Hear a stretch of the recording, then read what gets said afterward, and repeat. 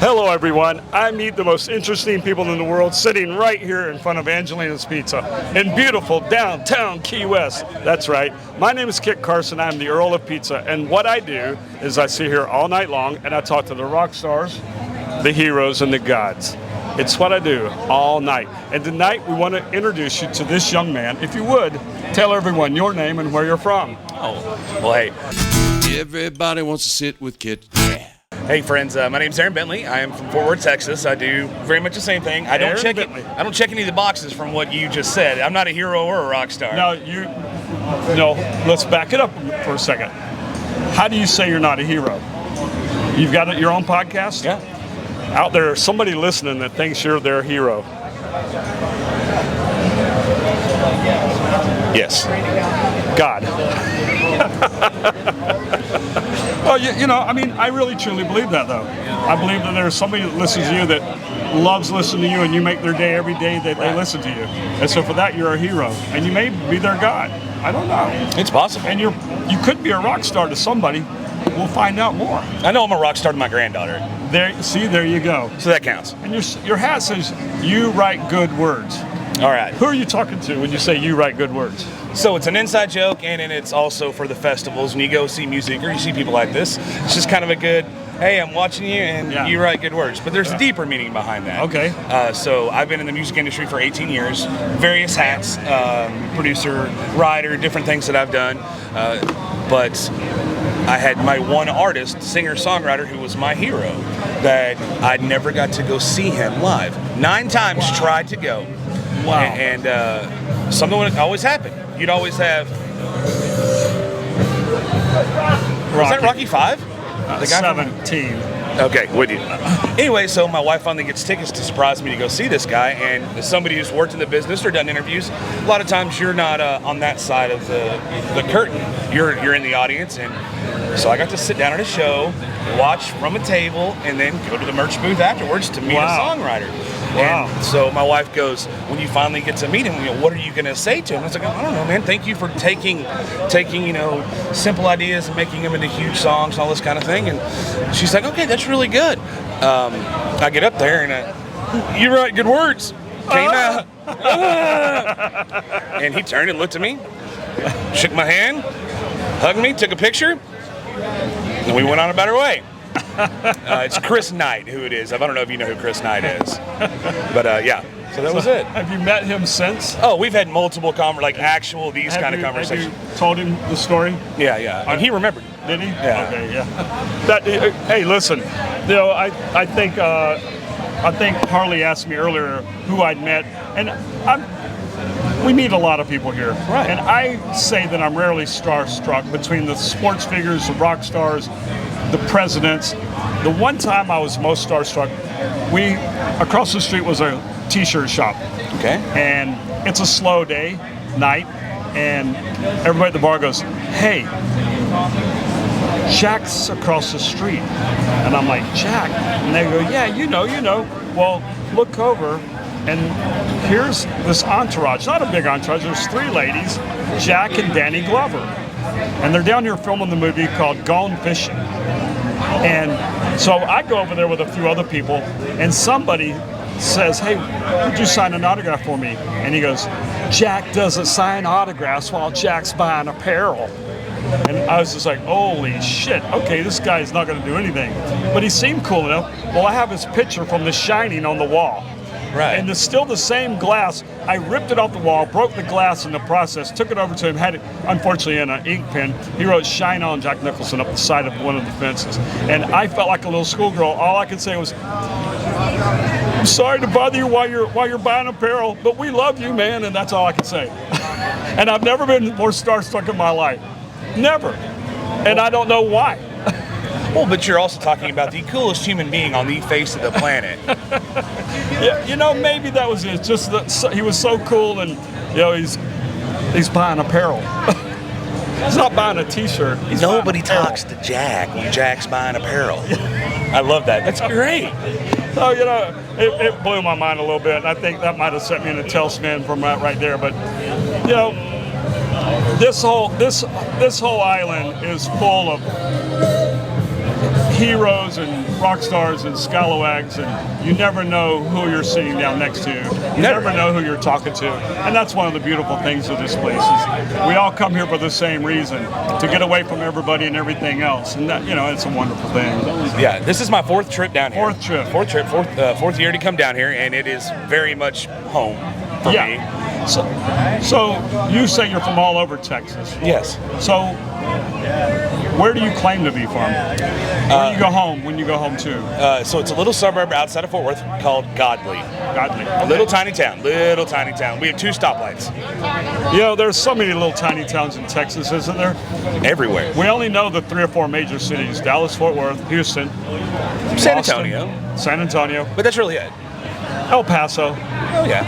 Well, that's about it. But no, I've spent many years, grew up in a small town just like that in East Texas. I was born in another small town in like north central Texas. So I've been all over, but DFW area, Dallas-Fort Worth area has kind of been my home. What is your focus right now? What are you primarily doing? Okay, so for right now, I've got the podcast, Off Mic, Off the Record. And it's called Off the Record. Yeah, Off Mic. Off Mic. Off the Record. Off the Record. Yeah. Okay. And we've done that. I started it right at 2.5 years ago after spending, again, 13, 14 years working in terrestrial radio and doing very similar things, but more behind the scenes stuff. I was the producer, did on the engineer side. I was the stage plots, all the intricate things that many people don't see from behind the glamorous stuff that no one knows about. Yeah. All the glamour. Herding cats. Yes. The fun parts. Yes, trying to get all the butterflies in one room. Yes. Yeah, I get you. So, and it just goes a natural evolution that when that position ended and that job ended, my wife told me, why don't you actually get on the microphone and talk and interview people? So how does off the mic, off the record, how well is it doing? We've got about 10,000 listeners a month right now. That's great. I'm around 130 episodes.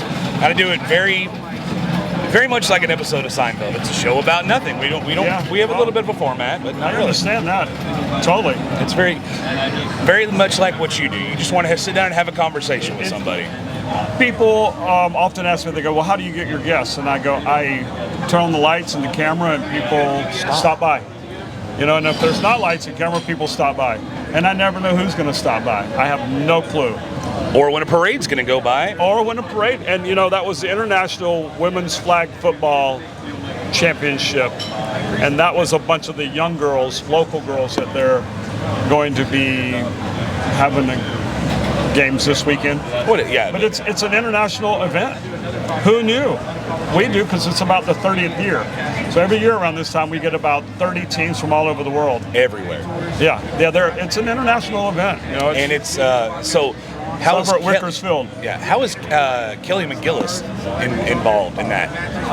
So she kind of became I can't speak for her really, but I think she was kind of the face and the spokesperson, and maybe she was the main sponsor of it originally. Okay.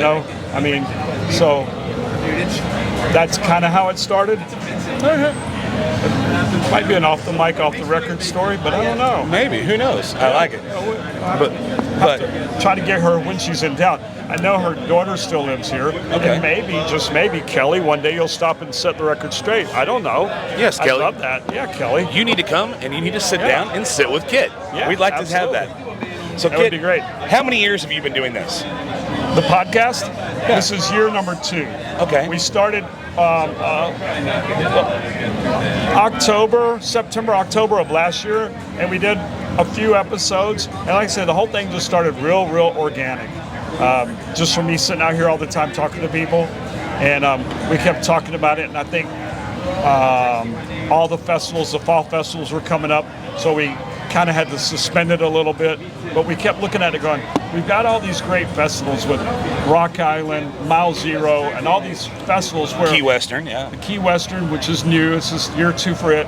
We're like, we just need to start a podcast and see if we can get any of those people to talk to us. And in the meantime, we're going to introduce the world to all of the people that are surrounding me, all the musicians, all the bartenders, all my heroes, everybody here. So it started really simply, and it just kind of has gone on and just kind of keeps going, and we're thankful for that. You know, And what better place to do it than right here in Right front, here. right in this spot. And I think we have about 240 episodes out. Oh man, so you've been getting after it. Yeah, I mean, we'll put 5 or 6 in the can on a night, and then we'll release them within a month, give or take. You know, every now and then people go, "Where's my episode? Did I not make it?" And I'm like, you know, that's production. That's the editors. I don't know. And I really don't. No, I'm the most low-tech guy in the world. I know the microphone, I know the lights, I know the camera. I don't know how they work, but doesn't but matter. I know what they look like. You know how to turn and go like this Yes. and look up at it. Right, and that's about it. So, you know, I'm good with that. And it's anyway, really good. let's pivot back to off the mic, off the Okay. record. You said it's been going on for how long? It's about 2.5 years. About 2.5 years? About 2.5 years. It's very different. So I do festivals when we go to music festivals here or any of the other ones we go to. 45 minutes sit down with an artist, usually get them to play 2 songs. And the whole idea behind it is when I was a producer, every time we would go from our live shows or get done with a big event, people would always ask me what the musicians and everybody talks about when the mics are off. And I would always tell them this. Yeah. Everyone is just a human being, and they're playing catch up because, for the most part, a musician or somebody in the industry who is running the camera or the lights or whatnot, they are ships passing in the night because that's their day job is at night. So maybe this person's in Albuquerque and this person's in New York. Well, when they see each other, you've got 6 minutes to catch up on 6 months worth of life. That's the off mic portion. The off the record, the same 13 years that I was doing this, I found myself as a fly in the wall in a lot of rooms I probably shouldn't have been in, right? And I got to see singer-songwriters create in the infancy of a song, and that became my kind of obsession part of it, is I was obsessed with seeing them create something, and then maybe 5 years later is the first time the world hears that song, but you got to hear it then. And it's incubation. Absolutely. Very, very early. So you primarily deal with Texas. I would say primarily just because that's who's there, but I mean, I've interviewed artists. I came down here 2 years ago and interviewed a lady in her house in Lakeland, Florida, and her name's Van Plating, and she is an amazing artist, but she's around the Tampa area playing a lot, but she goes everywhere. Wow. What's her name? Van Plating. Wow, I don't know her. She's really good. So who's the biggest person you've ever interviewed? For the podcast or in general? Well, in general. So for the podcast, the biggest name, it would probably William Clark Green, who played last night over at the Amp. The Red Clay Strays, who's everybody's there. I mean, I don't really know how you judge who's the biggest name, the biggest following. Well, because and I tell people this all the time. Living on an island that's 2x4, I don't know any of these people because we don't have a drive time. Oh, okay. There's no drive time to turn on the radio and go, I got to go to work. It's a 30-minute drive to work, and what do? You listen to the radio. Right. You listen to music, or you listen to sports, or you listen to news, but you're listening to the radio. We don't have that.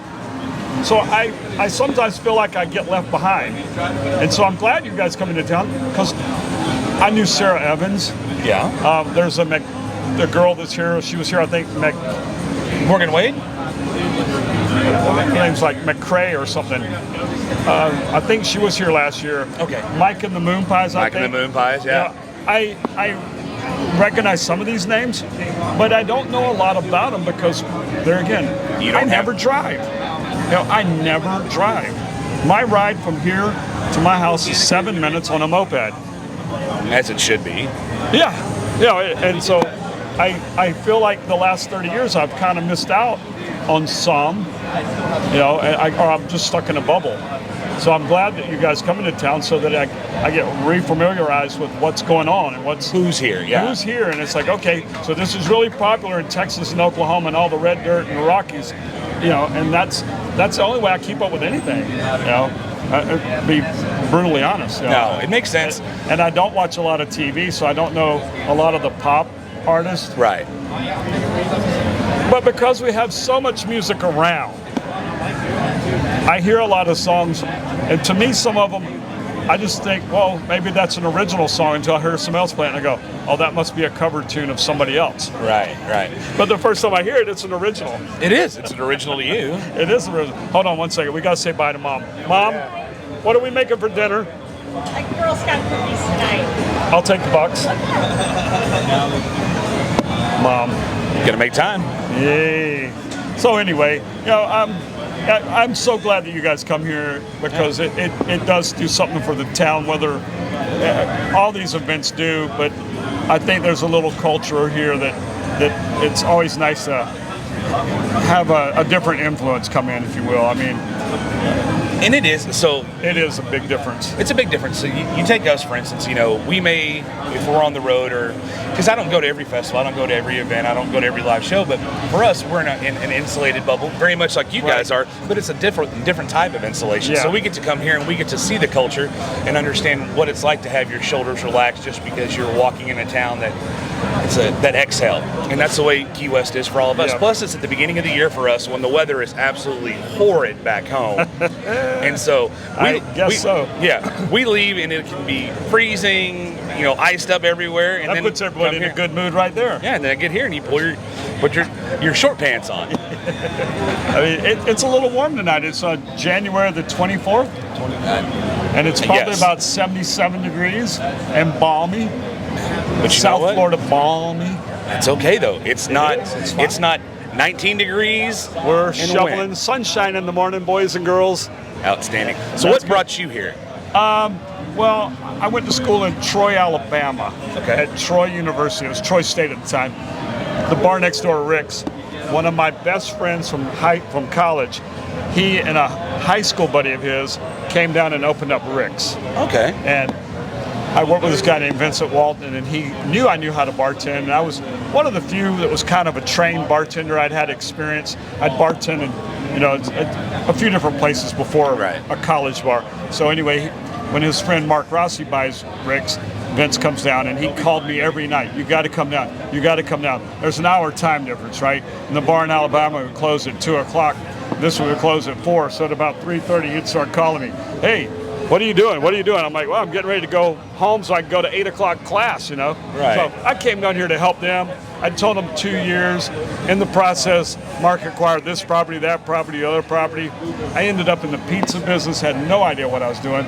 Still not sure that I do. But I decided it was better here than somewhere else. Why not? Absolutely. Like, my friends come visit me in a self-centered kind of way. I don't have to go visit anybody because they'll come here. Of course. Yeah. I mean, I would. I want to go to Cleveland in February. I'm looking forward to it. In fact, Mike and Gene, I'd like to be there in February, but I don't think I'm going to make it. I think Aerosmith is canceled, postponed again. So who knows? I was supposed to go to Aerosmith concert. In Cleveland, that would be badass. It would be a home of rock, the Rock and Roll Hall of Fame. And it was supposed to be the last show, I think, of that tour, but who knows? Never know. It's out there. It'll happen. It could happen. Who knows? So that's what brought me here. And then the weather, just the island life has kept me here. And that's kind of the central theme of the show is the locals all live here because they want to be here, even though it's always tough to live here because it's expensive. Very, yes. Nothing's cheap here. It used to be weed and coke was cheap, but even that, I don't know because I don't do either one of them, but I think even those are expensive nowadays. I don't know, but nothing's cheap here. No. Seafood, if you go out and catch it, it's cheap. That's the only way. But then it costs you money to go out there and get it. So fuel and yes, you gotta have a boat and you gotta do all that. Yeah. It's the same old story everywhere, though. Everything's getting expensive. But that's okay. Why not? If you're going to be spending money on things, why not have it be in paradise versus? And I am just pissed off in the morning when it takes me 11 minutes to get to work instead of 7. It's like I just road rage. It's horrible. But you're still in 11 minutes. You're there. Man, that's good. And I'm in my short sleeve shirt bitching about it. It could be worse. It could be. So continuing to turn the tables and ask you a couple questions, but that's okay. You guys are doing that to me tonight. That's fine. Tim doesn't care. Who, if you can pick any person in the world to sit and just have this 5-minute conversation Well, I with? keep asking Alice Cooper to come talk to me. And he was kind of a childhood hero when I thought I wanted to be a rock star. Right. I kind of dug him a lot. My early influences were kind of in that kind of metally, glammy rock and roll. I love I love some early rock, Three Dog Night and Guess Who and Bachman Turner Overdrive when he started, and I listen to a lot of that Uriah Heep and a lot of stuff like that. Yeah. But I really, whenever I ran into Alice Cooper, I'm like, that's what I'd like to do. But I just didn't have the talent to do it, or the wherewithal to figure out how to do it either. Oh. And it takes talent. It takes talent, yes. A lot of people think that it's easy, and if it was, everybody would do it, right? But it's not as easy as it looks, And audiences can be very forgiving. They You still have to give them what they came there for. I think with an artist, a performer, anybody like that, whenever you're on that stage, one, you said you have to have talent to stand out. True. And then two, you're right, you have to understand when to give and take from a crowd. Right. And like you said, if they're forgiving, you have to understand when you have to give back. Right. And just like we're still trying to figure out this podcast. And I interview the rock stars, the heroes, and the gods. And I want people to know the people that I interact with every day. And I want them to see people in a little different light. Absolutely. And realize that everybody has something special. And what they're doing is something special. Key West is like a 3-act play. And a lot of people only see a small portion of it. They don't see all that goes on behind the scenes and the people that make it happen. So I'm very similar in the way I do it. I interview a lot of mixers, producers, cameramen. It doesn't matter. I want to bring in as many people as I possibly can. So we have a very similar thought process on that. For me, it's about capturing this spot in time. I won't be around in 30 or 40 years. You probably will be, and you'll look back on it when you're old and go, "Oh my God, look how young we were. Look how dumb we were. Look at the silly shit we were talking about." But I want that to be saved somewhere in there for people to see later on. Even Awesome. myself, I want to go back 10 years from now and sit down with a big thing of popcorn and watch 20 episodes. Binge watch Sit with Kit. Why not? Why not? I will. Absolutely. So it's almost a self-centered thing for me in a way. I'm doing it for me, but I'd like the world to know these people. I'd like for the world to know you. But ultimately, when it's all said and done, if I only have 5 subscribers, 10 years from now, I'll sit down and watch them, everyone back to back to back to back. So, outstanding. That's just kind of my gig. Cool. Thank you for sharing that with me. Well, a little insight. We're just sitting here literally just chewing the fat. Just sitting with Kit. Just sitting with Kit. That's what we do here all night long and all day long. That's what we do. And we put it on a video, and 90% of it won't be edited. Who cares about editing? We're way too lazy, and we hope those editors don't get mad at us. But as long as there's an intro and an outro, we're good. I live by the same means. Unless something is horribly wrong, it stays in there. Yeah. Well, that's. I want the idiosyncrasies. I want the coughs. I want the ums. We get that a lot too, where people go, "You're not going to use all that," and I'm like, "Well, was there something really egregious? I didn't hear it." Well, I might have been. I go, "You were fine." And I think in the 250 episodes we've done, I think we may have 2 or 3 that we said, we probably couldn't air that one, and that was due to different reasons. But not a lot. There's not a lot that gets cut out, and just let it roll. Just let it roll. I love it. So, I guess we've come to a little bit of dead air time. Kind of. And so natural conclusion, maybe. That's what I'm thinking. And you know me at all, which you don't. You know that this is a pizza shop, the #1 pizza shop show on the internet. That's right, Sit with Kit. So I'm going to ask one pizza question. You ready? I'm ready. This is your final question. Don't screw it up. Here we go. If you were a pizza, what kind of pizza would you be? If I was a pizza, what kind of pizza would I be? Yeah. Supreme pizza. Supreme pizza. Let's do Supreme. We're dealing with rock stars when they say Supreme Pizza. That's Kit. That's pretty much it. Well, awesome. Buddy. Thank you for your time. Kit, I thank hope you. you've enjoyed it. I hope the viewers enjoy it. Remember to like, share, and subscribe to this channel. Yeah, Sit with Kit. And we also have Off the Mic, Off the Record. go over and check him out, see what he's doing. East, West, Texas, Central, somewhere. I'm Texas. somewhere in Texas at some point. It's a whole nother country, maybe another universe. We It don't really know. is. We haven't been there in a while. Well, on behalf of myself, the crew, Tim, Jade, and Randy, I'd like to thank everybody for watching. That's it. Good night. Thank you.